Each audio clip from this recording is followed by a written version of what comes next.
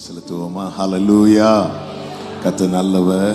இயேசு கிறிஸ்துவின் இனிய நாமத்தினாலே கர்த்தருடைய பரிசுத்த ஆராதனைக்கு கூடி வந்திருக்கிற உங்கள் அனைவரையும் வாழ்த்துகிறேன். கர்த்தர் உங்களை ஆசீர்வதிப்பாராக. உங்கள் மத்தியிலே நேற்றும் இன்றும் கர்த்தருடைய ஊழியத்தை செய்யும்படி தேவன் பாராட்டின அவருடைய மேலான கிருபைகளுக்காக நான் ஆண்டவரை ஸ்தோத்தரிக்கிறேன். என்னை அன்போடு அழைத்த அருமையான அண்ணன் பாஸ்டர் கேப்ரியல் தாமஸ்ராஜ் அவர்களுக்காக நான் ஆண்டவரை ஸ்தோத்தரிக்கிறேன். அவங்க கூட செலவிடுகிற நேரத்தில் எல்லாம் நல்ல ஆலோசனைகள் அவர்கள் மூலமாக ஆண்டவர் அநேக காரியங்களை சொல்லியிருக்கிறாங்க, கற்றுத்தந்திருக்கிறாங்க. இந்த ஐக்கியத்துக்காக நான் ஆண்டவரை ஸ்தோத்தரிக்கிறேன். நீங்கள் அனைவரும் பாக்கியம் உள்ளவர்கள். கர்த்தர் உங்களை ஆசீர்வதிப்பாராக. எல்லாரையும் வாழ்த்துகிறேன். ஆமென். ஞாயிற்றுக்கிழமை எங்கள் சர்ச்சில் எல்லாம் வெளியே போகிறது கொஞ்சம் கஷ்டம், ஆனால் இங்கே வர்றது ரொம்ப சந்தோஷம். உங்கள் மத்தியில் உங்களோடு கூட சேர்ந்து கர்த்தரை உயர்த்த, தேவனை மகிமைப்படுத்த தேவன் தந்த இந்த நல்ல தருணத்துக்காக கர்த்தருக்கு ஸ்தோத்திரம்.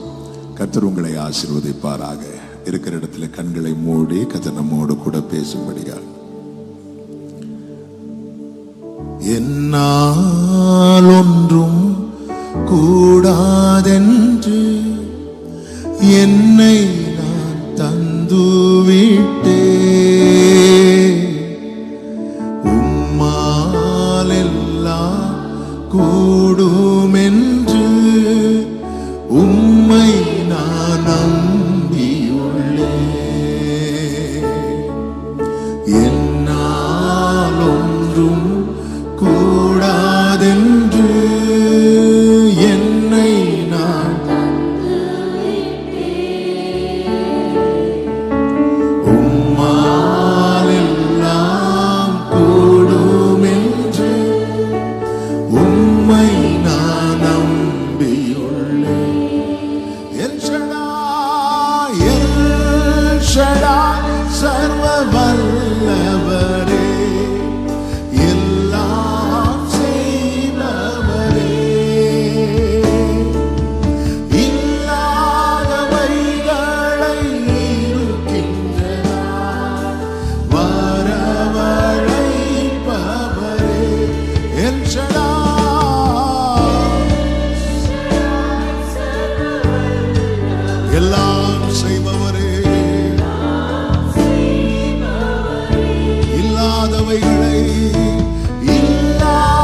இல்லாதவைகளை இருக்கின்றனாய் வரவழைப்பவரே. கைகளை உயர்த்தி சொல்லுவோம். ஆபிரகாமுக்கு செய்தவர் எனக்கும் செய்ய வல்லவர். ஆபிரகாமுக்கு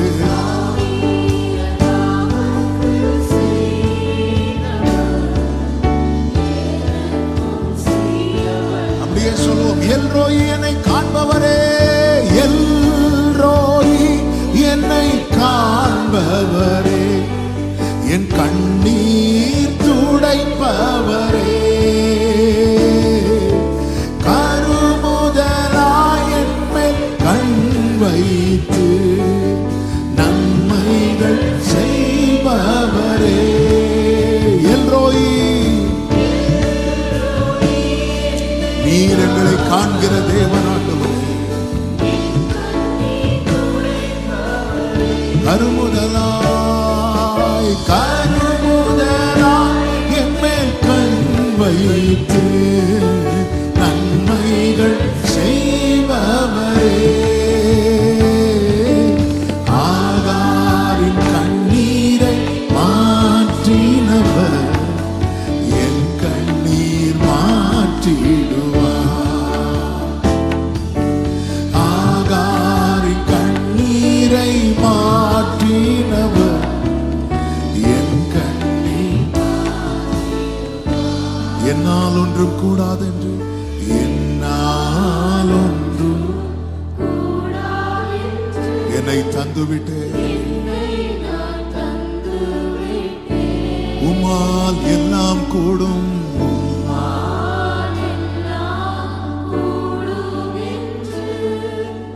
உம்மை நான் தொடர்ந்து எங்க கூட பேசுங்கப்பா. மீட்பர் நாமத்தில் பிதாவே, ஆமென். கைகளை உயர்த்தி ஹல்லேலூயா. 27வது சங்கீதம், 27வது சங்கீதத்தின் 8, 9 வசனங்கள் எல்லாரும் சேர்ந்து வாசிக்க போகிறோம். சங்கீதம் 27, 8, 9 வசனங்கள். என் முகத்தை தேடுங்கள் என்று சொன்னீரே, உம்முடைய முகத்தையே தேடுவேன் கர்த்தாவே என்று என் இருதயம் உம்மிடத்தில் சொல்லிட்டு, உமது முகத்தை எனக்கு மறையாதையும், நீர் கோபத்துடன் உமது அடியேனை விலக்கி போடாதையும். நீரே எனக்கு சகாயர், என் ரட்சிப்பின் தேவனே, என்னை நெகிழ விடாமலும் என்னை கைவிடாமலும் இரும். ஹல்லேலூயா. இந்த நாளிலே பேசும்படி பரிசுத்த ஆவியானவர் சிந்தையிலே கொண்டு வந்த 2 வார்த்தைகள். ஒன்று, உமது முகத்தை எனக்கு மறையாதையும். இன்னொரு வார்த்தை, உமது முகத்தை எனக்கு காண்பித்தருளும். நீங்க என்ன பார்க்காம விட்டுறாதீங்க ஆண்டவரே, நானும் உங்களை பார்க்கும்படிக்கு எனக்கு உதவி செய்யுங்கப்பா. தாவீது ஆண்டவரை பார்த்து கேட்கிறார், உமது முகத்தை எனக்கு மறையாதே. ஒரு தேவ பிள்ளை புரிந்து கொள்ள வேண்டும், அவர் பார்வையில தான் நம்ம வாழ்ந்து கொண்டிருக்கிறோம். லேவியர்களை கொண்டு கர்த்தர் பிளஸ் பண்ணும்போது எப்படி பிளஸ் பண்ண சொல்லுவார் தெரியுமா? கர்த்தர் தம்முடைய முகத்தை உன்மேல் பிரகாசிக்க பண்ணி கிருபையா இருக்க கடவர் என்று கர்த்தர் உன்னை பார்க்கிறார். எசேக்கியேல் 16வது அதிகாரம் 6வது வசனத்திலே இப்படி சொல்லப்பட்டிருக்கிறது, நான் உன் அருகே கடந்து போகும்போது மிதிக்கப்படுவதற்கு ஏதுவாய் நீ உன் இரத்தத்தில் கிடக்கிறதை கண்டு, உன் இரத்தத்தில் கிடக்கிற உன்னை பார்த்து பிழைத்திரு என்றேன். ஆம், உன் இரத்தத்தில் கிடக்கிற உன்னை பார்த்து பிழைத்திரு என்றேன். அவர் பார்த்ததுனாலதான் நாம் உயிர் பிழைத்திருக்கிறோம். எத்தனை பேர் இந்த கால வேளையில் சொல்ல முடியும், அவருடைய கண்களில் கிடைத்த கிருபைதான் இன்றும் நான் நிர்மூலமாகாமல் இருக்கிறேன். ஹல்லேலூயா. அவர் பார்த்ததுனால உயிர் பிழைத்தே, உதவி பெற்றே, உயிருள்ளவரை துதிப்பே. உயிர் பிழைத்தே, உதவி பெற்றேன், உயிருள்ளவரை துதிப்பேன். தாவீதை எல்லாரும் மறந்த போதிலும் தாவீது ஆண்டவர்கிட்ட கேட்கிறது, நீங்க உங்க முகத்தை எனக்கு மறைச்சிடாதீங்க. சிலரை நமக்கு பிடிக்கலன்னா முகத்தை திருப்பிடுவோம். அப்படி மட்டும் என் லைஃப்ல நீங்க உங்க முகத்தை திருப்பிடாதீங்க ஆண்டவரே. ஆமென். நீங்க பார்த்ததுனாலதான் இன்னைக்கு நான் பார்த்துட்டு இருக்கிறேன். உன் பிறப்பின் வர்த்தமானம் என்னவென்றால், பிறந்த நாளிலே தூக்கி போடப்பட்டாய், ஒரு கண்ணும் உன் பேரில் இரக்கமாய் இருந்ததில்லை. அப்படிதான் எசேக்கியேல் 16வது அதிகாரம் ஆரம்பத்திலிருந்து வருகிறது. ஒரு கண்ணு உன் பேரில் இரக்கமாய் இருந்ததில்லை. ஆண்டவருடைய விசேஷம் என்ன தெரியுமா? யாரும் பார்க்காதவங்களை தான் அவர் பார்ப்பார். கடற்கரை அருகே வருகிறார், அங்கே இருந்த 2 படகுகளை கண்டாராம். அந்த 2 படகுகளும் வெறுமையான படகு. அதை அவர் பார்க்கிறார். யாரும் பார்க்காததை, யாரும் பார்க்க விரும்பாததை. சீஷர்கள் இயேசுவினிடத்தில் வந்து கேட்கிறார்கள், ஆண்டவரே நேரமாகிறது, ஜனங்கள்லாம் இருக்கிறாங்க, இவர்களை அனுப்பி விடுங்க அவங்க சாப்பிடுறதுக்காக. இயேசு கேட்கிறார், உங்ககிட்ட என்ன இருக்கிறது அப்படின்னு. ஆண்டவர் 5 அப்பம் கொஞ்சம் மீன். அந்த கொஞ்சத்தை அவர் விரும்பி பார்க்கிறார். அவருடைய பார்வைப்பட்டதுனாலதான், அவர் பார்த்ததுனால நாம் பிழைத்துக் கொண்டோம். அதே எசேக்கியேல் 16:8 சொல்லப்பட்டிருக்கிறது, நான் உன் அருகே கடந்து போன போது உன்னை பார்த்தேன். இதோ உன் காலம் பருவ காலமா இருக்கிறது. என்னை பார்க்கும் போது மேலோட்டமா பார்க்க மாட்டார், என்னுடைய மொத்த டீட்டெயில் அவருக்கு தெரியும். அப்பொழுது என் வஸ்திரத்தை உன்மேல் விரித்து உன் நிர்வாணத்தை மூடி உனக்கு ஆணையிட்டு கொடுத்து உன்னோடு உடன்படிக்கை பண்ணினேன் என்று கர்த்தராகி ஆண்டவர் சொல்லுகிறார். இவ்விதமாய் நீ என்னுடையவளானாய். நீ என்ன பார்த்ததினால் அல்ல, நான் உன்னை பார்த்ததினால் நீ என்னுடையவளானாய். தூக்கி எறியப்பட்ட என்னை வேண்டும் என்று சொல்லி சேர்த்து கொண்ட. ருசித்தவங்க மட்டும் கைகளை உயர்த்தி இந்த வார்த்தையை சொல்லி பாடுங்க. தூக்கி எறியப்பட்ட என்னை வேண்டும் என்று சொல்லி சேர்த்து கொண்ட நல்ல நேசரே. ஆண்டவரை பார்த்து சொல்லுங்க, உம் அழகான கண்கள், உம் அழகான கண்கள் என்னை கண்டதாலே முடிந்ததென்று உயிர் வாழ்கின்றேன். ஆமென். உங்க அழகான கண்கள் என்னை கண்டதாலே முடிந்ததென்று உயிர் வாழ்கின்றேன். அவர் பார்த்ததால் நாம் பிழைத்துக் கொண்டோம். அவர் பார்த்ததால் நம்முடைய குறைவெல்லாம் நிறைவாக்கப்பட்டு கொண்டே இருக்கிறது. பார்த்து பார்த்து செய்கிறார். தேசம் எங்கும் பஞ்சம் இருக்கும் போது கேரித் அந்த ஆற்று தண்ணீர் கொஞ்சம் கொஞ்சமாய் வற்றி கொண்டே இருக்கிறது. ஆமென். கர்த்தர் எங்க பார்க்கிறார் தெரியுமா? சாரிபாத்ல இருக்கிற அந்த விதவின் வீட்டில் இருக்கிற எண்ணெய் இருக்கிற பாத்திரத்தை பார்க்கிறார். ஆமென். இன்னும் ஒரு நாளுக்கு இருக்கு, அல்லது இன்னும் கொஞ்ச நாளைக்கு இருக்கிறது, சில வேளைகளுக்கு இருக்கிறது. கர்த்தர் எலியாவை அனுப்புறார். ஆண்டவருடைய நடத்துதெல்லாம் ரொம்ப விசேஷமானது. அவர் பார்க்கிறார். சீஷர்கள் தண்டு வலிக்கிறதில் வருத்தப்படுகிறதை கண்டு என்று பைபிள்ல இருக்கிறது. அவங்க எங்க இருக்கிறாங்கன்னு பார்க்கிறார். இப்போ எந்த சிச்சுவேஷன்ல இருக்கிறாங்கன்னு பார்க்கிறார். அவங்க அதை எப்படி ஹேண்டில் பண்றாங்கன்னு பார்க்கிறார். எல்லாவற்றையும் பார்க்கிறார். நம்முடைய உட்காருதல் அவருக்கு தெரியும், நம்ம எழுந்திருத்தல் அவருக்கு தெரியும், நம்ம நடக்கிறது, நாம படுக்கிறது, நாம நினைக்கிறது எல்லாமே அவர் பார்க்கிறார். எல்லாவற்றையும் அவர் அறிந்திருக்கிறார். அவரை பார்த்துதான் தாவீது கேட்கிறார், உங்க முகத்தை எனக்கு மறைச்சிடாதீங்க. கர்த்தர் முகத்தை மறைத்தால் என்ன ஆகும்? 104வது சங்கீதம் 29வது வசனத்தில் இப்படி சொல்லப்பட்டிருக்கிறது, நீர் உமது முகத்தை மறைக்க திகைக்கும், நீர் கொடுக்க வாங்கிக் கொள்ளும், நீர் உமது கையை திறக்க உம்முடைய நன்மையால் திருப்தி ஆகும். ஆனா நீங்க மட்டும் முகத்தை மறைச்சிட்டீங்கன்னா திகைக்கும். பயம். ஆண்டவர் முகத்தை மறைச்சிட்டார்னா நம்மை திகில் சூழ்ந்து கொள்ளும், பயம் சூழ்ந்து கொள்ளும். ஆமென். ஏசாயா 54:7 சொல்லப்பட்டிருக்கிறது, இமைப்பொழுது உன்னை கைவிட்டேன். அதுக்கு கீழே சொல்லப்பட்டிருக்கிறது, அற்ப காலம் உண்ட கோபத்தினால் இமைப்பொழுது என் முகத்தை உனக்கு மறைத்தேன் என்று. அந்த இமைப்பொழுது அவர் கொஞ்சம் கண்ணை மூடினதுனால என்ன உண்டாச்சு? நீங்க அந்த அதிகாரம் படிக்கும் போது தெரியும். சிறுமைப்பட்டவளே, பெருங்காற்றில் அடிப்பட்டவளே, தேற்றரவட்டவளே, கைவிடப்பட்டு மனம் நொந்து இருக்கிறவளே, இப்படிதான் சொல்லப்பட்டிருக்கும். அந்த இமைப்பொழுது முகத்தை மறைச்சதுனால வந்த விளைவுகள். ஆண்டவர் கொஞ்சம் கண் அசந்தா போதும் நம்ம லைஃபை தூக்குறதுக்கு சாத்தான் ரெடியா இருக்கிறான்.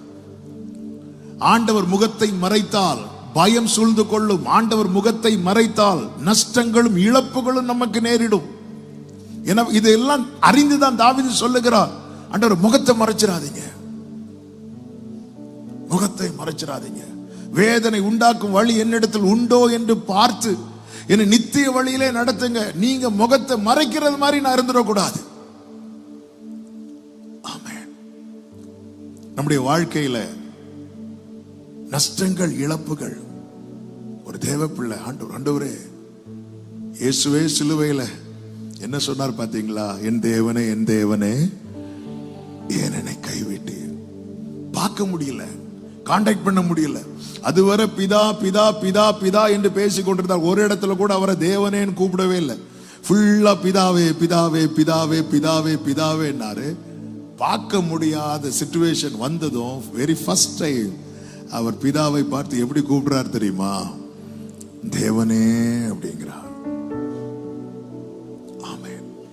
கர்த்தர் முகத்தை மறைத்தால், கர்த்தர் முகத்தை மறைத்தால் பயம் சூழ்ந்து கொள்ளும், நஷ்டங்கள் உண்டாகும். உபாகமம் 31:17 சொல்லப்பட்டிருக்கிறது. நான் அவர்கள் மேல் கோபம் கொண்டு அவர்களை கைவிட்டு என் முகத்தை அவர்களுக்கு மறைப்பேன், அதனால் அவர்கள் பட்சிக்கப்படும்படிக்கு அநேக தீங்குகளும் இக்கட்டுகளும் அவர்களை தொடரும் என்று சொல்லப்பட்டிருக்கிறது. கர்த்தர் முகத்தை மறைத்தால் இக்கட்டுகளும் தீங்குகளும் தொடருகிறது. ஒரு தேவ பிள்ளை எப்பொழுதுமே அவருடைய முகத்தை தேடுகிறவர்களாய் இருக்க வேண்டும். ஆண்டவருடைய பார்வையை விட்டு விலகாதவர்களாய், ஆண்டவருடைய பார்வை எப்பொழுதுமே தங்கள் மேல் படுகிற வண்ணமாய் அவர்கள் வாழ்க்கை காணப்பட வேண்டும். அப்படி இல்லாமல் இருந்தால் திகில் சூழ்ந்து கொள்ளுகிறது, நஷ்டங்களும் இழப்புகளும் உண்டாகிறது, இக்கட்டுகளும் தீங்குகளும் தொடருகிறது. பிரச்சனை மேல பிரச்சனை, போராட்டத்தின் மேல போராட்டம், கஷ்டத்தின் மேல கஷ்டம்.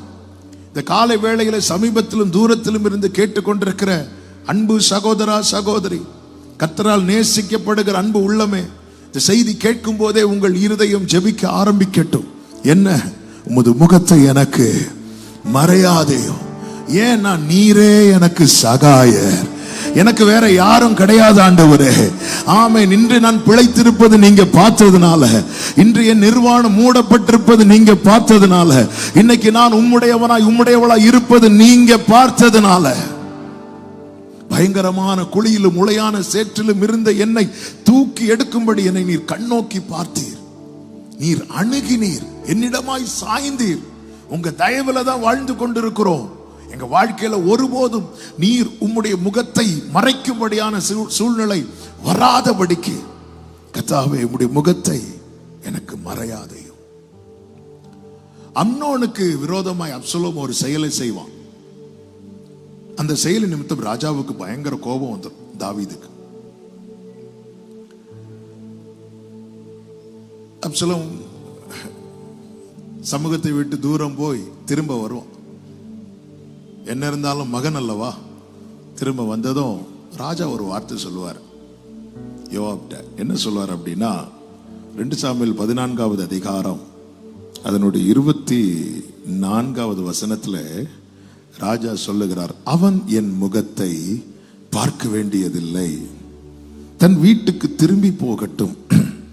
அப்படியே அப்சலோம் ராஜாவின் முகத்தை பார்க்காமல் தன் வீட்டுக்கு திரும்பி போனான் என்று சொல்லப்பட்டிருக்கிறது. ஏன் அப்படின்னா, ராஜாவுக்கு அவனை பார்க்க பிடிக்கல. அவன் இருக்கட்டும், ஆனா பார்க்க வேண்டாம். நீங்க இந்த வசனத்தை கவனிச்சீங்கன்னா தெரியும், இந்த வசனம் சொல்லப்பட்டு வெரி நெக்ஸ்ட் வேர்ஸ் அப்சலோமை குறித்து என்ன சொல்லப்பட்டிருக்கும் தெரியுமா? இஸ்ரவேலர் அனைவருக்குள்ளும் அப்சலோமை போல சௌந்தரியம் உள்ளவனும் மெச்சிக்கொள்ளப்பட்டவனும் இல்லை. உள்ளங்கால் தொடங்கி உச்சந்தலை மட்டும் அவனில் ஒரு பழுதும். அப்சலோமை பத்தி இதுக்கு முன்னாடியே சொல்லப்பட்டு வருகிறது. அங்க எல்லாம் எழுதாம ஆண்டவர் ஏன் இங்க எழுத வச்சிருக்கிறார் தெரியுமா? நீ எவ்வளவு சௌந்தரியம் உள்ளவனா இருந்தாலும் ராஜா பார்க்க விரும்பலன்னா உன் சௌந்தரியத்தால ஒரு பிரயோஜனம் இல்லை. நீ எவ்வளவுதான் மெச்சிக்கொள்ளப்பட்டவனாய் மெச்சிக்கொள்ளப்பட்டவளாய் இருந்தாலும் அவர் பார்க்க விரும்பலன்னா, ஆமென், ஹல்லேலூயா. ஆண்டவரே, நான் ஒயிட் அண்ட் ஒயிட் போட்டுட்டு வந்திருக்கிறேன் அப்படி சொல்லும் போது, ஆண்டவர் இல்லடா எனக்கு உன்னை பார்க்க பிடிக்கல அப்படி சொன்னா, ஆண்டவரே நான் நெடுமுழங்காலே நின்று பல மணி நேரம் ஜெபிக்கிறேன், இல்ல இல்ல எனக்கு உன்னை பார்க்க பிடிக்கல. ஆண்டவர் ஊர்ல கேட்டு பாருங்க, ஆண்டவர் என்னை பத்தி தான் மெச்சி கொண்டுட்டு இருக்கிறாங்க, இல்ல எனக்கு உன்னை பார்க்க பிடிக்கல. இந்த அப்சலோம் மெச்சி கொள்ளப்பட்டவன், ஆனா ஓட்டம் பாதியில முடிகிறது. ஆமென். காலையில ஆண்டவர் சமூகத்தில் வந்திருக்கிறோமே, எத்தனை பேர் ஆண்டவர் விரும்பி பார்க்கிறார்? நம்ம என்ன நினைக்கிறோம்? அப்சலோமை போல சௌந்தரியம் உள்ளவன் இல்ல, இருக்கட்டும், ராஜா பார்க்க விரும்பலையே. ஹல்லேலூயா. ஆண்டவர் நீங்க என்ன பார்த்தா போதும் ஆண்டவரே. இன்னொருவனை வேதம் சொல்லுகிறது, அவன் பெயர் தான் மேவிபோசேத். இந்த மேவிபோசேத்துடைய லைஃப் நீங்க பாத்தீங்கன்னா 5 வயசு இருக்கும்போது நல்லா தான் பிறந்து நல்லா தான் வளர்ந்துட்டு இருந்த 5 வயசு இருக்கும்போது யுத்தம் நடக்கிறது. அவனை கேர் பண்ற ஒரு ஸ்திரீ என்ன பண்றாங்க அப்படின்னா, அவனை தூக்கிட்டு ஓடும்போது கையிலிருந்து கீழே விழுந்து 2 காலுமே அவுட். கால் இல்லைன்னா ரொம்ப கஷ்டம். பிறந்ததுல இருந்தே கால் இல்லைன்னா அட்ஜஸ்ட் பண்ணிடலாம். ஆனா ஒரு குறை இல்லாம ஒரு அவசரப்பட்டு செய்த ஒரு செயல்னால 2 காலுமே அவுட். அவன் வளர ஆரம்பிக்கிறான். இப்ப அடுத்து இடி விழுறது போல இன்னொரு காரியம் நடக்கிறது. என்னவென்றால், ராஜா ஒரு பிரமாணத்தை போடுறார். என்ன பிரமாணம்னா, முடவனும் சப்பானியும் எருசலேமுக்குள்ள வரக்கூடாது.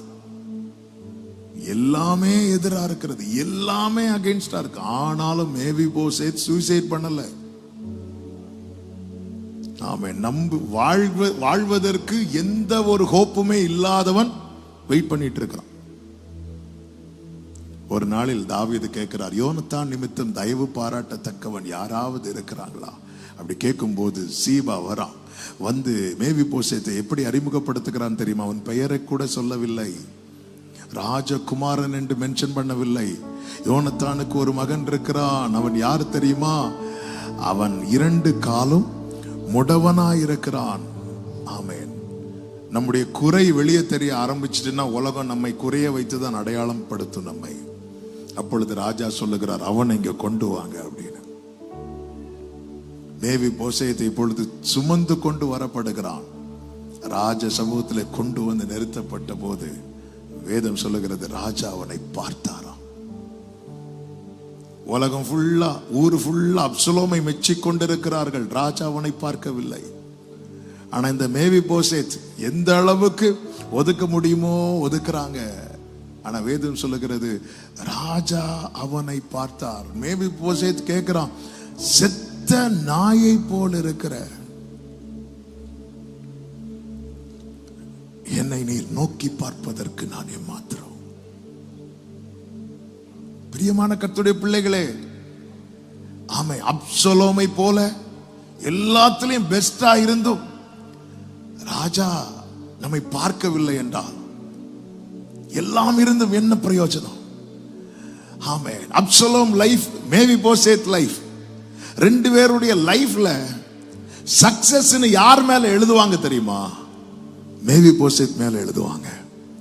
ஏன் தெரியுமா? மேவிபோசேத்தினுடைய ஃபியூச்சர், அவன் இழந்தது எல்லாமே அவனுக்கு திரும்ப கிடைத்தது. அவன் ராஜ சமூகத்தில் நித்தம் அப்பம் புசிக்கிறவனாய் அவன் மேன்மைப்படுத்தப்படுகிறான், உயர்த்தப்படுகிறான். இதுக்கெல்லாம் காரணம் என்ன அப்படின்னா, ராஜா தம்முடைய முகத்தை அவனுக்கு மறைக்கவில்லை.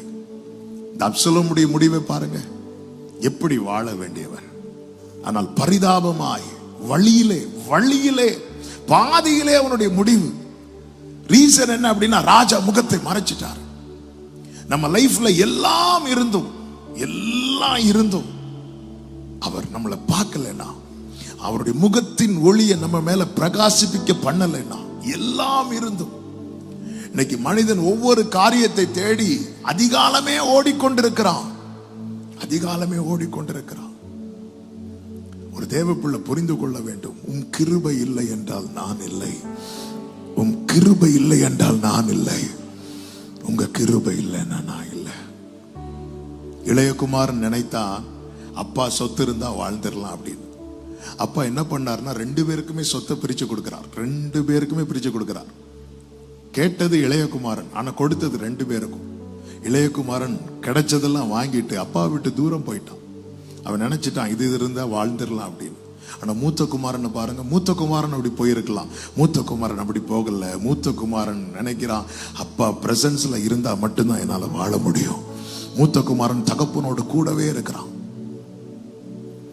தகப்பனுடைய பார்வை விட்டு தூரம் போகினவன் கொஞ்சம் கொஞ்சமாய் குறைவுபட துவங்கினான், நஷ்டப்பட துவங்கினான், இழக்க துவங்கினான். எல்லாவற்றையும் இழந்து திரும்ப தகப்பனிடத்துல ஓடி வருகிறான்.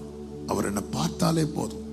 இளையகுமாரன் திரும்பி வரும்போது தகப்பன் அவரை பார்க்கிறார். வீட்டிலிருந்து அவன் நடந்து வருகிறதை தகப்பன் கண்டு, வேற யாராவது பார்த்திருந்தா பிரச்சனை வேற. பிரமாணம் என்ன சொல்லுகிறது தெரியுமா? தகப்பனையும் தாயும் துக்கப்படுத்தி ஒருவன் காணப்படுவான் என்றால் மூப்பர்கள் அவனை அழைத்து என்ன பண்ணணும் தெரியுமா? அவனை கல்லெறிந்து கொள்ள வேண்டும். இதான் பிரமாணம். ஆனா தகப்பன் என்ன பண்றார் தெரியுமா? தூரத்தில் அவன் வர்றதை பார்த்து ஓடி போய் அவனை கட்டி பிடிக்கிறார். அவனை யாரும் கல்லெறிஞ்சிடக்கூடாது, அவனை யாரும் கொன்றக்கூடாது. எப்பொழுது மீண்டும் அந்த தகப்பனுடைய பார்வை அவன் மேல விழுதோ அவன் இழந்த அனைத்துமே அவனுக்கு திரும்ப கிடைக்கிறது. இழந்த அனைத்துமே திரும்ப கிடைக்கிறது. இந்த காலை வேளையில நஷ்டப்பட்டு இழந்து இந்த சத்தத்தை யாராவது கேட்டுக் கொண்டிருப்பீர்கள் என்றால் கர்த்தரிடத்தில் திரும்புங்கள், கர்த்தரை நோக்கி பாருங்கள். அவருடைய முகத்தின் ஒளியை உங்க மேல பிரகாசிக்க பண்ணும் போது இழந்த அனைத்துமே உங்களுக்கு திரும்ப கிடைக்கும். ஆமென் சொல்லுங்க பார்க்கலாம். ஹல்லேலூயா. கர்த்தர் நம்மை பார்த்தால் என்ன உண்டாகும் பாருங்க. யோபு வாழ்க்கையில உண்டான சோதனை நமக்கு தெரியும்.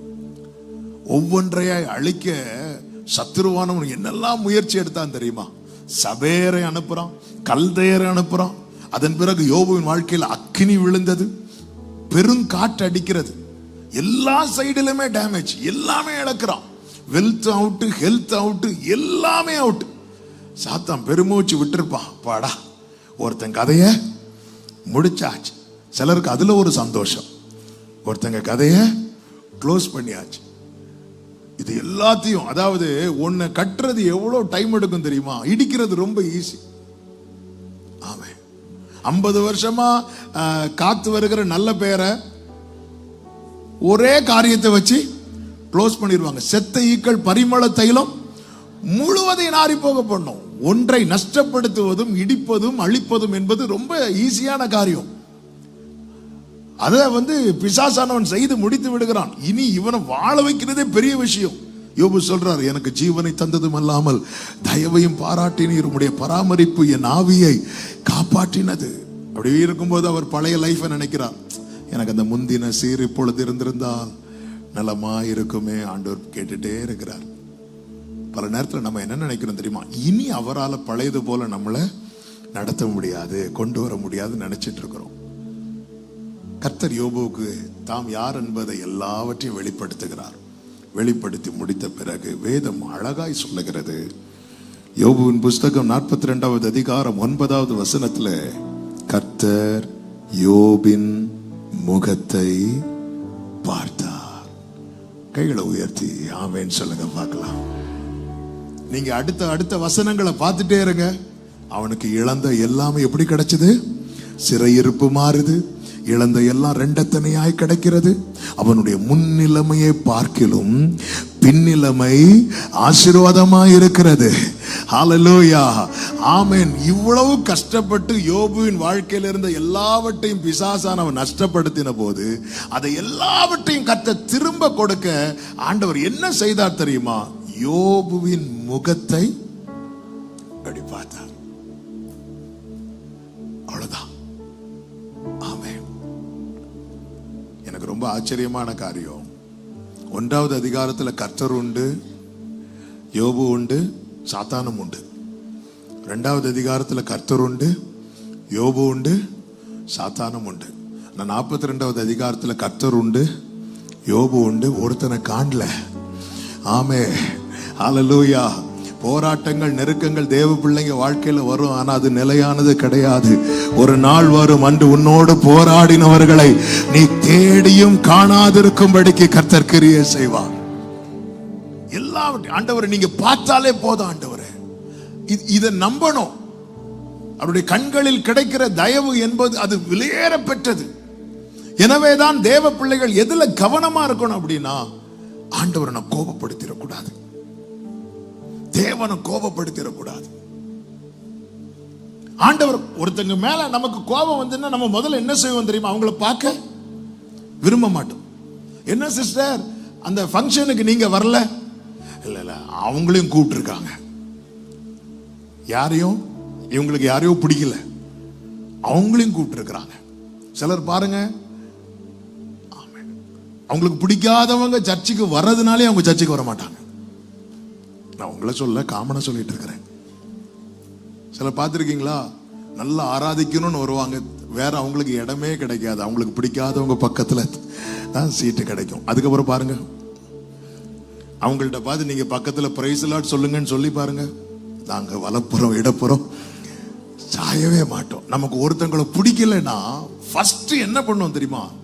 அவங்க ஃபேஸை விட்டு நம்ம பார்க்க விரும்ப மாட்டோம். ஆனா ஒருத்தங்களை ரொம்ப பிடிக்கும்னு வைங்களேன், என்ன பண்ணுவோம்? பார்த்துட்டே இருப்போம். அவர் எல்லாரையும் பார்க்கிறார். அவருடைய முகம் செம்மையானவனை நோக்கி இருக்கிறார். அவர் எல்லாரையும் பார்க்கிறார். சிலரை பார்த்துட்டே இருக்கிறார். ஆமென். ஆண்டவர், நீங்க என்ன பார்த்தா மட்டும் போதாதப்பா, என்ன பார்த்துட்டே இருக்கணும் ஆண்டவரே. ஆமென். ஆண்டவர், நீங்க பார்த்தாலே போதும். எத்தனை பேர் இந்த காலை வேளை நம்புறீங்க, என் ஆண்டவர் என்ன பார்த்தாலே போதும், என் வாழ்க்கையில நஷ்டப்பட்டது எல்லாம் திரும்ப கிடைக்கும் நம்புறவங்க கைகளை உயர்த்தி ஆமென் சொல்லுங்க பார்க்கலாம். தாவீது அதனாலதான் 4வது சங்கீதத்தின் 6வது வசனத்துல இப்படி சொல்றார், எங்களுக்கு நன்மையை காண்பிக்கிறவன் யார் என்று சொல்லுகிறவர்கள் அநேகர். கர்த்தாவே, உம்முடைய முகத்தின் ஒளியை எங்கள் மேல ஆண்டவர் ஒரு வாட்டி பார்த்துருங்க. ஆண்டவர் எல்லாரும் கேட்கிறாங்க, என்னவன் காத்திருக்கிறான் ஃபுல்லா காத்திரு. ஆண்டவர் எல்லாரும் கேட்கிறாங்க, ஆமா யார் உனக்கு ஹெல்ப் பண்ணுவா, யார் உனக்கு நன்மை காண்பிப்பா? அப்பா காட்டுவாரா? வாய்ப்பே இல்லை. வீட்டில் ஒரு பெரிய ஃபங்க்ஷன் நடக்கும் போது இவனை இன்வைட் பண்ணவே இல்லை. ஹல்லேலூயா. நம்ம வீட்டில் ஒரு பெரிய ஃபங்க்ஷன் நடக்குதுன்னா ஒரு நபர் இல்லைன்னா கூட நமக்கு ரொம்ப சங்கடமா இருக்கும். ஒரு வாட்டி டிசம்பர் டைம்ல எங்க அண்ணன் ஃபேமிலி, என் தம்பி ஃபேமிலி வீட்டுக்கு வராங்க. தங்கச்சி வந்து அமெரிக்காவில் இருக்கிற, அவளுக்கு வர முடியல. அப்போ அந்த நாங்கள் எல்லாரும் சேர்ந்து ஃபேமிலி ஃபோட்டோ எடுக்கும்போது எங்கள் அம்மா மட்டும் உம்முன்னு இருக்கிறாங்க. அம்மா ஸ்மைல் பண்ணுங்க அம்மா, ஏன் அப்படி இருக்கிறீங்க? ஒன்றும் இல்லை. ஏன்னா அவங்களுக்கு யாரை மிஸ் பண்ணுறாங்கன்னா, ஐயோ அவன் இல்லையே, தங்கச்சியை மிஸ் பண்ணுறாங்க. பாருங்க, இந்த ஃபங்க்ஷன் தாவீது வீட்டில் நடக்குது. 7 சகோதரர்கள் இருக்கிறாங்க. ஒருத்தராவது வந்து அப்பா அதனால தம்பி இல்லாதது ரொம்ப வருத்தம் இல்லை அப்பா ஃபீல் பண்ணாங்களா? ஒருத்தர் ஃபீல் பண்ணல. மூப்பர்கள்லாம் வராங்க, யாராவது கேட்டாங்களா? இதுதான் தாவீது சொல்லுகிறார், செத்தவனை போல எல்லாராலும் முழுவதும் மறக்கப்பட்டேன், ஆகாதவன் என்று தள்ளப்பட்டேன், செத்தவனை போல் நான் மறக்கப்பட்டேன், ஆகாதவன் என்று தள்ளப்பட்டேன், செத்தவனை போல் நான் மறக்கப்பட்டேன், உடைந்த பாத்திரத்தை போல் நான் ஆனேன், ஆனாலும் உம்மை நம்பியுள்ளேன், உடைந்த பாத்திரத்தை போல் நான் ஆனேன், ஆனாலும் உம்மை நம்பியுள்ளேன், நானோ கர்த்தாவே உம்மை நம்பியுள்ளேன், நீரே என் தேவன் என்று சொன்னேன், அநேகர் சொல்லும் அவதூரை கேட்டேன், ஆனாலும் உம்மை நம்பியுள்ள. தாவீது இங்க வரலன்னு யாருமே ஃபீல் பண்ணல.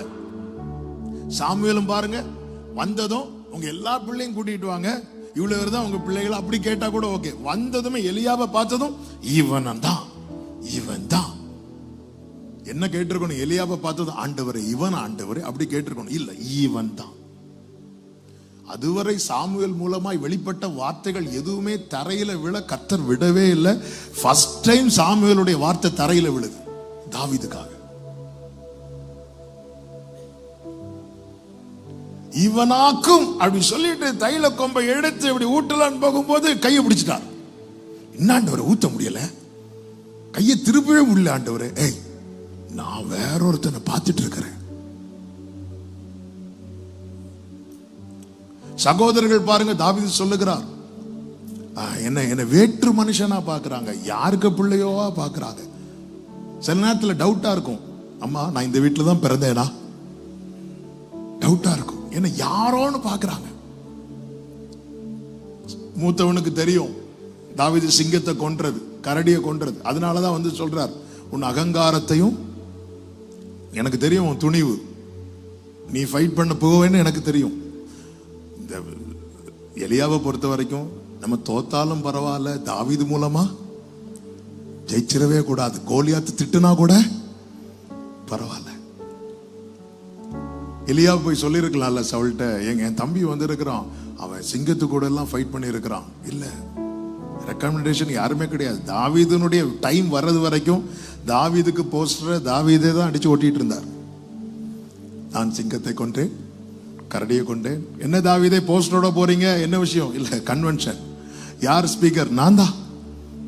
அவரே ஓட்டிட்டு இருந்தார். ஆனா டைம் வந்துச்சு பாருங்க, இப்ப தாவீது அமைதி ஆயிட்டார். இப்ப எல்லாரும் பாட ஆரம்பிச்சுட்டாங்க, சவுல் கொன்றது 1000, தாவீது கொன்றது 10000. இதுதான் கர்த்தருடைய விசேஷம். அதனாலதான் கேக்குறாங்க, என்னப்பா நீ அபிஷேகம் கிடைச்சுன்னு சொல்ற, அழைச்சாருன்னு சொல்ற, கர்த்தருடைய கிருபை இருக்குன்னு, என்ன உனக்கு நன்மையை காண்பிக்கிறவன் யார்? உங்க அப்பா சப்போர்ட் பண்ண மாட்டார், உன் பிரதர்ஸும் கூட சப்போர்ட்டிவா இல்ல, இவ்வளவே இருந்தும் உனக்கு துணையா யாருமே இல்லை. ஆனா வெளியேந்து பார்க்கும்போது அவங்களுக்கு அப்பா இருக்கிறாங்க, அவங்களுக்கு சகோதரர்கள் இருக்கிறாங்க, அவங்களுக்கு என்ன குறை? ஆனா தாவீது யாருமே இல்லையே. இப்போ தாவீது மேல பார்க்கிறார், ஆண்டவரே நிறைய பேர் இப்படி கேட்கிறாங்க, ஆண்டவரே உங்க முகத்தை என் மேல பிரகாசிக்கப்படும், நீங்க என்ன பார்த்துட்டா போதும் ஆண்டவரே. ஆமென். அவருடைய பார்வை, அவருடைய பார்வையிலே இருக்கணும். டெய்லி காலையில எழும்புனதுமே, ஆண்டவரே உங்க பார்வையில உம்முடைய முகத்தை மறைத்தால் நான் திகைச்சிருவேன்பா. நீங்க மட்டும் முகத்தை மறைச்சிட்டீங்கன்னா, நீங்க நல்லா கவனிச்சு பாருங்க, 2 முறை கடல் கொந்தளித்தது சீஷர்கள் பயணிக்கும் போது. 2 முறை, பல முறை அவர்கள் போட்ல அங்கேயும் போயிட்டு வந்திருக்கிறாங்க. ஆனா 2 முறை மட்டும் பயங்கரமான கொந்தளிப்பு. ஒரு முறை எப்போ தெரியுமா? இயேசு இல்லாம பயணித்தாங்க. இன்னொரு முறை எப்பொழுது தெரியுமா? இயேசு கண்ணை மூடினதும். இயேசு போட்ல உட்கார்ந்து இருக்கிறது வரைக்கும் கடல் கொந்தளிக்கல. அவர் கொஞ்சம் கண்ணை மூடினார் பாருங்க. இயேசு இல்லாத தருணத்தையும் இயேசுவோடு உறவாடாத தருணத்தையும் பிசாசானவன் பார்த்து கொண்டிருக்கிறான். அவன் திருடன் அல்லவா? எல்லாரும் எப்ப தூங்குவாங்க அப்பதான் அவன் கண் விழிப்பான். எப்பொழுது இயேசு கொஞ்சம் கண்ணை மூடினாரோ கடல் கொந்தளிக்க ஆரம்பிச்சிட்டு சீஷர்கள் வந்து அவரை எழுப்புறாங்க. ஆண்டவர் கற்றுக் கொடுக்கிறார், காண்பித்து கொடுக்கிறார். உன் படகுல நான் இருந்தாலும் நான் கண்ணை மூடினா உனக்கு இதுதான் கதி. ஆமென். ஆண்டவருடைய முகத்தின் ஒளியை மேல பிரகாசிக்கப்படும். இஸ்ரவேலர்கள் எகிப்தில் இருந்தார்கள். எகிப்தில் இருந்தபோது கர்த்தர் அவர்கள் படுகிற உபத்திரவத்தை பார்த்தார். அவங்க கஷ்டத்தை பார்த்தார், அவங்க வேதனையை பார்த்தார், அவங்க கண்ணீரை பார்த்தார். அதே இஸ்ரவேலர்கள் எகிப்தை விட்டு வெளியே வந்தார்கள். வெளியே வந்தபோது யாத்திராகமம் 14வது அதிகாரம் அதனுடைய 24வது வசனத்திலே சொல்லப்பட்டிருக்கிறது, கிழக்கு வெளுத்து வரும் ஜாமத்தில் கர்த்தர் அக்கினியும் மேகமுமான ஸ்தம்பத்தில் இருந்து எகிப்தியரின் சேனையை பார்த்தார். யாத்திராகமம் 3:7 ஜனத்தின் உபத்திரவத்தை பார்த்தார். யாத்திராகமம் 14:24 உபத்திரவப்படுத்துகிறவர்களை பார்க்கிறார். அநேக பிரச்சனைகளுக்கு முற்றுப்புள்ளி வைக்கணும்னா எகிப்தை விட்டு வெளியே வந்துரு. சத்தமா ஒரு ஆமேன் சொல்லுங்க பார்க்கலாம். ஆண்டவரே என் கஷ்டம் உங்களுக்கு தெரியலையா? நான் பார்க்கிறேன், நானும் கஷ்டப்படுறேன் பாரு, நானும் முட்செடியில தானே எழுந்தருள்றேன். ஆண்டவர் நினைச்சிருந்தா அந்த இடத்துல ஒரு ஏதேனா மாட்டி வந்திருக்கலாமே. இல்ல, என் ஜனத்தின் காயத்தினால நானும் காயப்பட்டிருக்கிறேன்னு சொல்றார். நம்ம எகிப்துக்குள்ள எகிப்தின் அனுபவத்துல இருக்கும் வரைக்கும் நம்ம பிரச்சனை அவர் பார்க்கிறார். ஆனா எகிப்தை விட்டு வெளியே வந்துட்டோம்னு வைங்களேன், நமக்கு யாரால பிரச்சனையோ அவர்களை டீல் பண்றார். அதுதான் கர்த்தர் சொல்லுகிறார், உன்னை தொடுகிறவர் என் கண்மணியை தொடுகிறார். ஆமென், ஹல்லேலூயா. எகிப்தை விட்டு வெளியே வந்துட்டாங்கல்ல. இப்போ கர்த்தர் மோசேயை கொண்டு என்ன பேசுறார் தெரியுமா? ஜனங்கள்ட்ட, இன்று நீங்கள் காண்கிற எகிப்தியரை இனி என்றைக்குமே. இஸ்ரவேலர்கள் அன்னைக்குதான் எகிப்தியரை பார்க்கிறாங்களா? 430 வருஷம் பார்த்துட்டு இருக்கிறாங்க. அப்படி இருக்கும்போது இன்னைக்கு நீங்க காண்கிற எகிப்தியர், நீங்க இதுவரை பார்த்ததுக்கும் இன்னைக்கு பார்த்ததுக்கும் வித்தியாசம் உண்டு. இதுவரை நீங்க மட்டும் எகிப்தில இருந்து பார்த்தீங்க, இப்ப நீங்க எகிப்தை விட்டு வெளியே வந்து நீங்க மேகத்துக்கு கீழே இருந்து பாக்குறீங்க. நாம் அவருடைய செட்டையின் கீழே இருந்து ஒரு பிரச்சனையை பார்க்கும்போது அந்த செட்டை அந்த மேகத்துக்கு மேல இருந்து அவரும் அதை பார்க்கிறார். என் பிரச்சனையை நான் மட்டும் பார்க்காம அவரும் சேர்ந்து பார்த்துட்டாருன்னா அந்த பிரச்சனைக்கு அதுதான் கடைசி நாள். ஹல்லேலூயா. அதுவரை அவர்கள் உபத்திரவத்தை பார்த்தார். எகிப்தை விட்டு வெளியே வந்ததும் பல பிரச்சனைகள் இன்னும் தொடர்ந்து கொண்டே இருக்க காரணம் என்ன தெரியுமா? நாம் இன்னும் அதற்குள்ளே தான் இருந்து கொண்டிருக்கிறோம். அதனாலதான் கர்த்தர் சொல்லுகிறார், பாபிலோன் குமாரத்தின் இடத்தில் குடியிருக்கிற சீயோனே, உன்னை நீ விடுவித்துக் கொள், பிற்பாடு மகிமை உண்டாகும். சொல்லிவிட்டு சொல்லுகிறார், உன்னை தொடுகிறவன் என் கண்மணியை தொடுகிறான். ஆண்டவர் ஆபிரகாம் சொன்னார் அல்லவா, நீ எனக்கு முன்பாக நடந்து கொண்டு உத்தமனாயிரு. அதன் அர்த்தம் என்ன? நான் உனக்கு ஒரு பாதையை நியமித்திருக்கிறேன், அதுல என் கண்களை வைத்திருக்கிறேன். அந்த பாதையை விட்டு நீ விலகி போகும்போது என் பார்வையை விட்டு விலகி போகிறாய். ஏதேனுக்குள்ள இருந்த ஆதாம் கர்த்தரை தேட வைக்கிறான். ஆதாமே, நீ எங்க இருக்கிறாய் என்று கேட்கிறார். எங்க இருக்கிற? ஆண்டவர் நியமித்த பாதையை விட்டு விலகின ஆதாம் ஏதேனுக்குள் இருந்தும் அவரால் கண்டுபிடிக்க முடியவில்லை. ஆண்டவருடைய இருதயத்துக்கு ஏற்றவனான தாவீது சொல்லுகிறார், நான் பாதாளத்தில் படுக்கை போட்டாலும் அங்கே உம்முடைய கை என்னை பிடிக்கும். அவருடைய பார்வையிலே இருக்கணும். கொஞ்ச காலம் தாங்க நம்முடைய வாழ்க்கை, கொஞ்ச காலம் தான். வேகமாய் போயிட்டு இருக்கிறோம். இப்பதான் 2025 எல்லாருக்குமே ஹாப்பி நியூ இயர் சொல்லி முடிச்சிருக்கணும். 24 எழுதி 25 எழுதி இப்பதான் கொஞ்சம் 25 எழுதிட்டு இருக்கிறோம். ஒரு 2-3 மாசத்துக்கு எழுதும் போது 24 தான் எழுதுவோம். அப்புறம் அதை வெட்டி 5 ஆக்கி எல்லாம் கிளியர் பண்ணதுக்குள்ள 26 ஆயிரும். ஒவ்வொரு நாள் போக போக நம்முடைய ஆயுசுல ஒவ்வொரு நாள் குறைஞ்சிட்டு இருக்கு. 99 வயதுல ஆபிரகாம் சொல்றாருன்னா, என் பார்வையில் இருடா அப்படிங்கிறார். என் பார்வையில் இரு அப்படிங்கிறார்னா பாருங்க, சகைவுக்கு இயேசுவை பார்க்கணும்னு ரொம்ப ஆசை. லூக்கா 19வது அதிகாரத்தில் இருக்கிறது. அவர் எப்படிப்பட்டவர் என்று அவரை பார்க்க வகை தேடினான். 19:3 சொல்லப்பட்டிருக்கிறது, அவன் குள்ளனானபடியால் ஜனக்கூட்டத்தில் அவரை காணக்கூடாமல். வேதத்தில் ஒவ்வொரு வார்த்தையும் எழுதப்பட்டிருக்கிறதுக்கு ஆண்டவர் அதுல ஏதோ ஒன்று வச்சிருக்கிறார் அர்த்தம். இந்த இடத்துல ஏன் அவன் குறைய சொல்லணும்? ஆமென். நல்லா புரிந்து கொள்ளுங்கள். இப்பொழுது அவனுடைய குறைவு அவனை பார்க்க விடவில்லை. ஏன் பார்க்க முடியல அப்படின்னு சகைவிட்ட கேட்டா சகை என்ன சொல்லுவார் தெரியுமா? என் வாழ்க்கையில் ஒரு குறை இருக்கு, என் வாழ்க்கையில் ஒரு குறை இருக்கு, என் வாழ்க்கையில் ஒரு குறை இருக்கு. அவன் வாழ்க்கையில குறை இருந்தா இயேசுவை பார்க்கவே முடியாதா? வேற வாய்ப்பே இல்லையா? வழியே இல்லையா? வழி இருக்கிறது. என்ன வழி இருக்கிறது? அதனுடைய 4வது வசனத்தை பாருங்கள். அவர் போகும் வழியில் முன்னாக ஓடி, அவர் போகும் வழியில் அவரை பார்க்கும்படிக்கு ஒரு மரத்தில் ஏறினார். அவர் போகும் வழியில 1000 குறைகள் உங்க வாழ்க்கையில இருந்தாலும் அவர் பாதையில நீங்க வந்துட்டீங்கன்னு வைங்கள, கர்த்தர் கண்ணோக்கி உங்களை பார்க்கிறதற்கு அவர் ஆயத்தமா இருக்கிறார். அவன் தான் பார்க்க மரத்துல ஏறான், ஆனா அவர் பார்க்கிறார். அவர் அண்ணாந்து பார்த்து இந்த பாதையில மட்டும் வந்து பாருங்க. ஆமென். 6 நாட்கள் வழி மாறி கால் போன போக்கிலும் மனம் போன போக்கிலும் நடந்து விட்டு 7வது நாள் ஆண்டவர் சமூகத்தில் வந்திருந்து என்னை பாரும் என்று சொன்னால் ஆண்டவர் சொல்றார், எனக்கு பார்க்க முடியாது. ஆதாமே, நீ எங்க இருக்கிற? ஆண்டவர், நான் ஏதேனுக்குள்ளதான் இருக்கிறேன். ஏதேன்ல இருக்கிறேன், என் சமூகத்தில் இருக்கிறியான்னு கேட்கிறார். அந்த வசனம் அப்படி இருக்கும். அவன் சமூகத்தை விட்டு விலகினான், ஆனா ஏதேனுக்குள்ளதான் இருக்கிறான். ஆமா, என் வாழ்க்கையில் 1000 குறை, என்னால இயேசுவை பார்க்க முடியவில்லை. 1000 கரைகள் இயேசுவை பார்க்க முடியவில்லை. இனி எனக்கு அவரை பார்க்க முடியாதா? இனி அவர் முகம் என் மேல பிரகாசிக்காதா? நல்ல கவனமா கேளுங்க.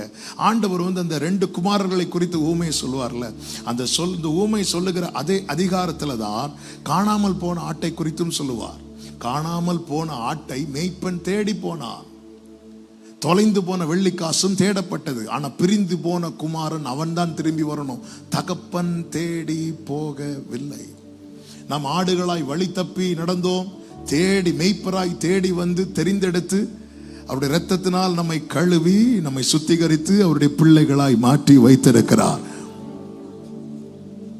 அந்த இளைய குமாரனை போல நாம திரும்பி போனா, தேசத்துல பஞ்சம் வந்தது தகப்பனுக்கு தெரியாதா? தெரியுமே. அவன் குறைவுபடுவான் என்பது தகப்பனுக்கு தெரியாதா? தெரியுமே. அவன் வஸ்திரம் நஷ்டமாகும் என்று தகப்பனுக்கு தெரியாதா? தெரியுமே. அவன் பாதரட்சை நஷ்டமாகும் என்று எல்லாமே தெரியும். தெரிஞ்சு அவர் ரெடி பண்ணி வச்சிருக்கிறார். வீட்டுல எல்லாமே ரெடி பண்ணி வைத்திருக்கிறார். ஆமென். எல்லாவற்றையும் ஹல்லேலூயா. ஓசியா 2 சொல்லப்பட்டிருக்கிறது அல்லவா, நான் நயங்காட்டிய அவளை வனாந்திரத்தில் அழைத்து கொண்டு வந்து அவளோடு பட்சமாய் பேசி அவ்விடத்திலிருந்து அவளுக்கு நான் அவளுடைய திராட்சை தோட்டங்களை கொடுப்பேன் என்று சொல்லுகிறார் அல்லவா. எல்லாமே தெரியும். ஆனா திரும்பி வரணும், அப்பா கிட்ட வரணும். சகையு பார்க்கிறான், அவர் போகிற வழியிலே அவரை பார்க்கும்படிக்கு. அந்த பாதையில வந்ததும் இயேசு பார்க்க ஆரம்பிச்சிட்டார். இயேசு பார்த்ததும் சகையுட்ட வேற ஏதாவது சொன்னாரா? சகைவே, வீட்டுல நிறைய ஒளிச்சு வச்சிருக்கிற நீ, இப்படி எதுவுமே சொல்லல. அவனை பார்த்து, இங்க பாரு, இறங்கி வா, நான் வீட்டுல தங்க போறேன் அப்படின்னு. வீட்டுல தங்க போறேன்னு சொன்னதும் அவனுடைய பாஸ்ட் லைஃபை வச்சு ஜனங்க பேச ஆரம்பிச்சுட்டாங்க. இவன் பாவி, இவன் பாவி. ஆனா ஆண்டவர்கிட்ட வந்துட்டா நம்முடைய பாவங்கள், நம்முடைய அக்கிரமங்கள் எல்லாம் கர்த்தர், ஆமென், நாம் முன் செய்த பாவங்களை நம்மை கழுவி சுத்திகரித்து நம்மையும் ஆபிரகாமுடைய சந்ததியாய் நிறுத்த வல்லவர் நாம் ஆராதிக்கிற நம் ஆண்டவராகிய இயேசு கிறிஸ்து. அவங்க பேசுறாங்க, இவங்க பேசுறாங்கன்னு சொல்லிட்டு சகைவே நீ மரத்திலே இருன்னு சொல்லிட்டு போகல. அவர் அவனோடு கூட கொஞ்ச தூரம் நடந்திருப்பார். காட்டத்தி மரத்திலிருந்து அவன் வீட்டுக்கு ஒரு மேக்சிமம் ஒரு 1/2 hour நடந்திருப்பார்னு வைங்களேன். அந்த 1/2 hourல அவன் லைஃபே சேஞ்ச் ஆகுது. ஏன்னா அந்த பார்வை எப்படிப்பட்ட பார்வை. ஆமென். அவர் போகிற வழியில் ஏரோதும் இயேசுவை பார்க்க விரும்பினான். ஆனால் ஏரோது எதை விரும்பல தெரியுமா? அந்த பாதையில வர விரும்பல. அதனால இயேசுவை ஏரோதுவை பார்க்க போகவில்லை. ஏரோது பார்க்கிறதுக்கு ஆட்கள் எல்லாம் அனுப்புறான். இயேசு போகவே இல்லை. ஏன்னா பாதையில வர விரும்பல. இன்னைக்கு எல்லாருக்கும் இயேசுவை பார்க்கணும், ஆனா இயேசுவின் பாதையில வர்றதுக்கு மனசு இல்ல. ஆமென். சகையு பாருங்கள், அவர் போகிற வழியில அவர் எந்த பாதையில பயணிக்கிறார், அந்த பாதையில மட்டும் நீங்க வந்துட்டீங்கன்னா, உன்மேல் என் கண் வைத்து உனக்கு ஆலோசனை சொல்லுவேன். உன்மேல் என் கண் வைத்து, வலதுபுறம் இடதுபுறம் சாயும் போது வழி இதுவேங்கிற சத்தம் கேட்கும். உன்மேல் என் கண் வைத்து. தாவீது சொல்றார், ஆண்டவர் நான் எங்க போவேன் ஆண்டவர், உம்முடைய ஆவிக்கு மறைவாக. அவர் ஃபீல் பண்றார், எங்க போனாலும் அவர் பார்த்துட்டே இருக்கிறார்.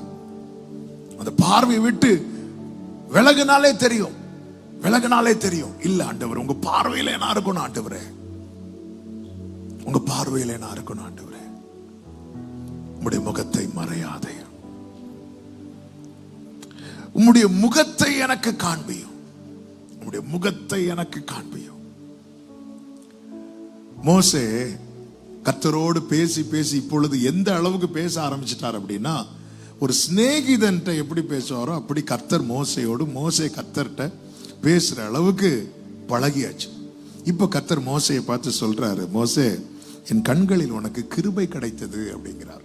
என் கண்கள்ல உனக்கு கிருபை கிடைத்தது, உன்னை நான் பெயர் சொல்லி அழைத்து அறிந்திருக்கிறேன் என்று யாத்திராகமம் 33:17 கர்த்தர் சொல்லுகிறார். அப்படி சொல்லும் போது மோசே என்ன கேட்கிறார் தெரியுமா? 18வது வசனத்தை பாருங்கள். அப்பொழுது அவன், உம்முடைய மகிமையை எனக்கு காண்பித்தருளும் என்றான். மகிமையை காட்டுங்கன்னு அர்த்தம் என்ன? உங்க முகத்தை எனக்கு.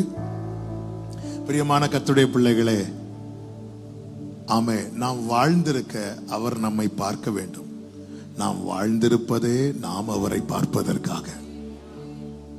ஆமே, நான் பாதுகாக்கப்பட, நான் நன்மை அடைய, நான் பலனடைய அவர் என்ன பார்க்கணும். அவர் என்ன பார்க்கிறதே எதுக்கு தெரியுமா?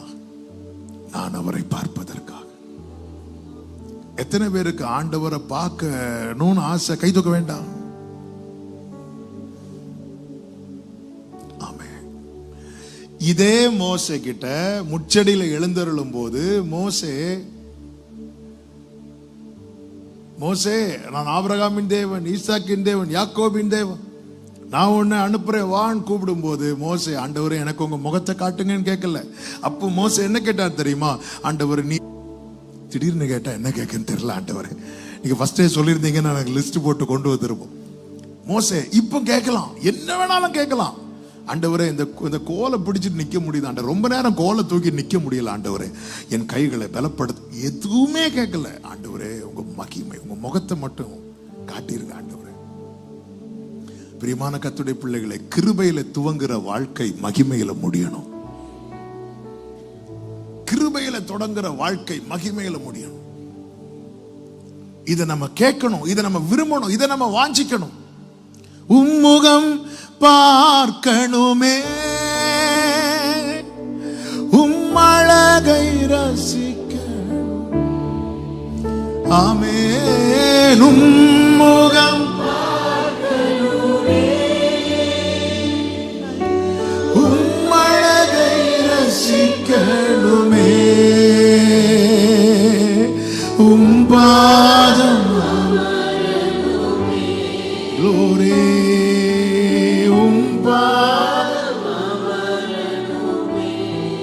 hallelujah, சித்தம் ஆமென், சித்தம் பாடும். எனது மணவாளனே, என் இதய ஏக்கமே, என் இதய ஏக்கமே, இனியவரே, இனியவரே,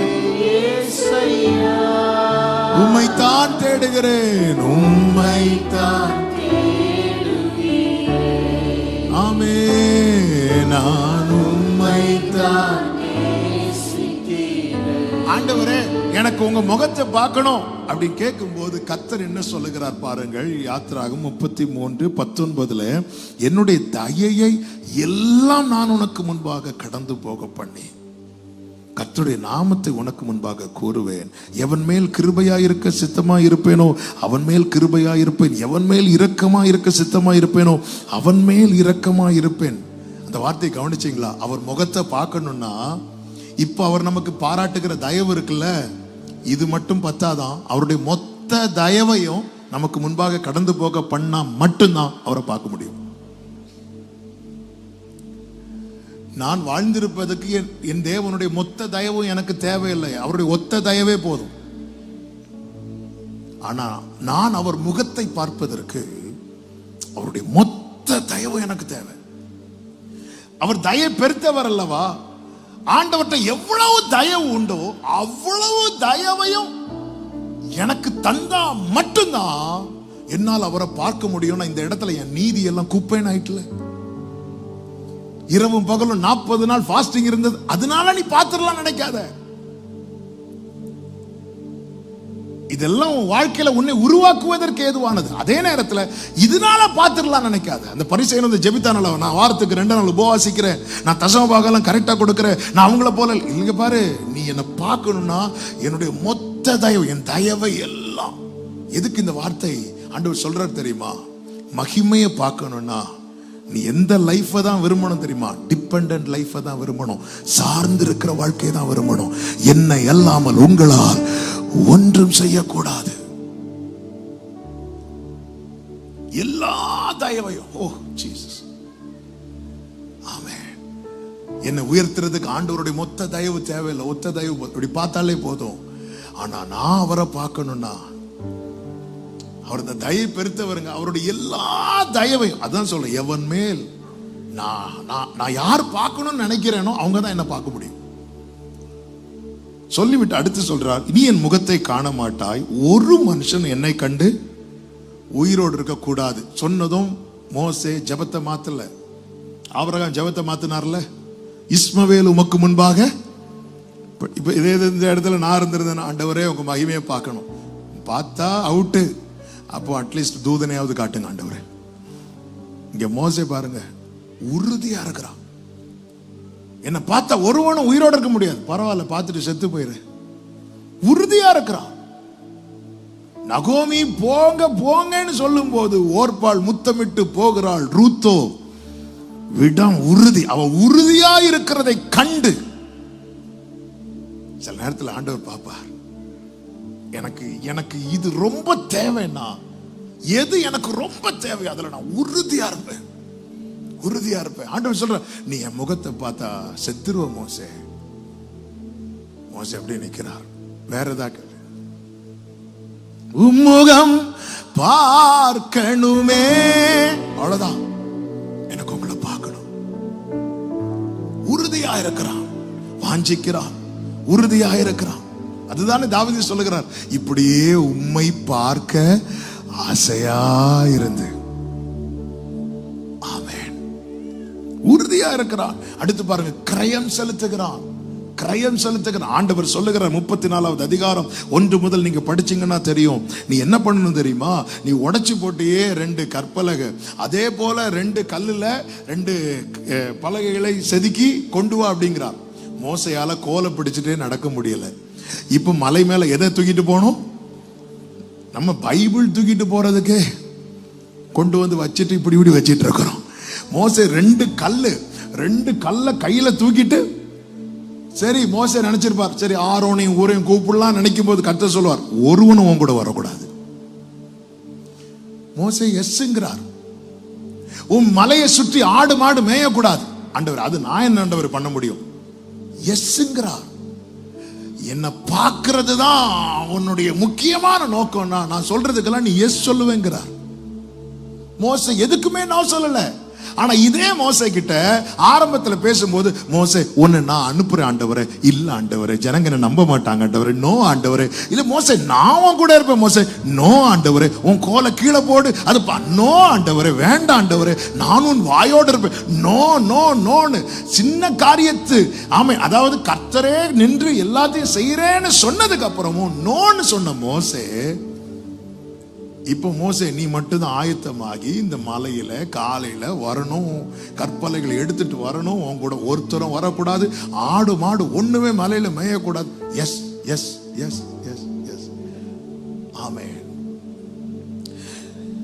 அவர்தான் நம்முடைய நோக்கமாக இருந்தால் இந்த வேதம் நமக்கு சுகம். இம்மைதான் நமக்கு நோக்கமாக இருந்தால் இந்த வேதம் நமக்கு நுகம். இது கடினமான உபதேசம்னு சொல்லி விலகி போறவங்களை யார் தெரியுமா? அப்பத்துக்காக வருகிறார்கள். ஆனா யார்கிட்ட போவோம் ஆண்டவரே? நித்திய ஜீவ வசனங்கள் உம்மிடத்தில் உண்டு என்று நிற்கிறவர்களை பார்த்து இயேசு பேதுருவை பார்த்து, எனக்கு பின்னாக போ சாத்தானேனார். பேதுரு போனானா? போகல. அற்ப விசுவாசி என்னார். பேதுரு போனாரா? இல்ல, போக மாட்டான். ஏன்னா அவங்களுக்கு நோக்கமே யார் தெரியுமா? ஜீசஸ். இந்த மோசே கர்த்தர் சொன்னதுக்கெல்லாம் எஸ் சொல்றாரு. நம்ம லைஃப்ல அவரை பார்ப்பதுதான் நம்முடைய நோக்கமா இருந்தா அதனுடைய அடையாளத்துல ஒன்று என்ன தெரியுமாங்க? ஆண்டவர் நம்ம கிட்ட பேசுற எல்லாத்துக்கும் நம்ம என்ன சொல்லுவோம் தெரியுமா? எஸ் சொல்லுவோம், எஸ் சொல்லுவோம், எஸ் சொல்லுவோம். ஆசை என்ன? கர்த்தர் என்ன சொன்னார்? நீ என் முதுக பாப்பேன்னு தானே சொன்னார். ஆனா எல்லாத்துக்கும் எஸ் சொல்லி வந்த மோசேக்கு தம்மையே வெளிப்படுத்தினார். அவருடைய முகத்தை பார்க்கிறான், அவரே பார்க்கிறான். கர்த்தரே சொல்லுகிறார், ஆரோன் மிரியாமை அழைத்து, இந்த மோசே யார் தெரியுமா? என் சாயலை காண்கிறான். அன்பு சபையே, அவர் நம்மை பார்ப்பதும் நாம் அவரை பார்ப்பதும் இதுதான் நம்முடைய வாழ்க்கை பூரணமாகிறது. அங்கதான் அவர் என்னை பார்க்கும் போது என் வாழ்க்கை ஆரம்பமாகிறது. நான் அவரை பார்க்கும் போது என் வாழ்க்கை பூரணமாகிறது. கர்த்தாவே, உம்முடைய முகத்தை எனக்கு மறையாதையும் உம்முடைய முகத்தை எனக்கு காண்பித்தருளோ. எல்லாரும் எழுந்து நிற்கலாமா? எனது மணவாளனே, என் இதய ஏக்கமே, இனியவரே ஏசையா, உம்மை தான் தேடுகிறேன், நான் உம்மை தான் நேசிக்கிறேன். ரெண்டு கைகளை உயர்த்தி, உம்முகம் உம்முகம் பார்க்கணுமே, உம்மழகை ஏக்கத்தோடு வாஞ்சையோடு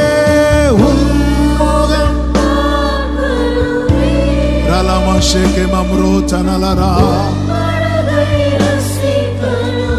உம் பாதம் அமரனோ உம் பாதம்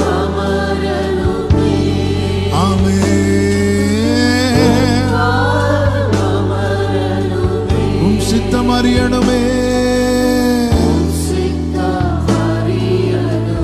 ஹல்லேலூயா.